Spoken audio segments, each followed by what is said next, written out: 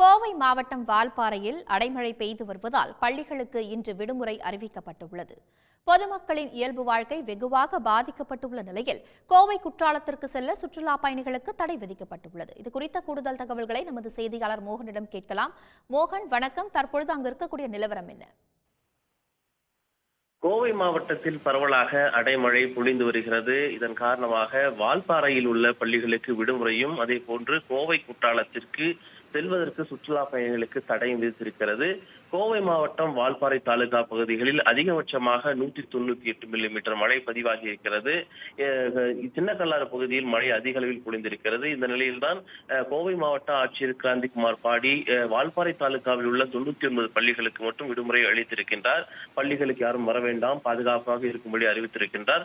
இதே போன்று கோவை குற்றாலம் என்பது கோவை மற்றும் அண்டை மாவட்ட பகுதிகளை சார்ந்தவர்கள் இங்கு வந்து செல்வார்கள். குறிப்பாக அங்கு உள்ள அருவியில் குளித்து செல்வார்கள். இந்த பகுதியில் 60 மில்லிமீட்டர் மழை என்பது பதிவாகி இருப்பதாக தெரிகிறது. அதன் அடிப்படையில் வெள்ளப்பெருக்கு ஏற்பட்டிருக்கிறது. இந்த மேற்கு தொடர்ச்சி மலையில் தொடர்ந்து அடைமழை பொழிந்து வரக்கூடிய சூழலில் கோவை குற்றாலம் அருவியில் தொடர்ந்து வெள்ளப்பெருக்கு ஏற்பட்டிருக்கிறது. எனவே இது ஆபத்தான நிலையில் இருப்பதனால் சுற்றுலா பயணிகள் கோவை குற்றாலம் செல்லவும் தடை விதிக்கப்பட்டிருக்கிறது. அடுத்த அறிவிப்பு வரும் வரை யாரும் கோவை குற்றாலத்துக்கு செல்ல வேண்டாம் என வனத்துறை சார்பாக அறிவிக்கப்பட்டிருக்கிறது. பரவலாக மழை பொழிந்து வரக்கூடிய சூழலில் பொதுமக்கள் ஆங்காங்கே தாங்கள் பாதுகாப்பாக இருக்கும்படி தெரிவித்திருக்கின்றார்கள்.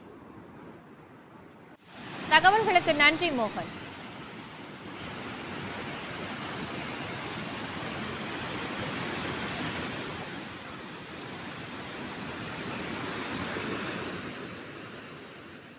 உடனுக்குடன் செய்திகளை தெரிந்து கொள்ள சன் நியூஸ் பெல் ஐகானை கிளிக் பண்ணுங்க.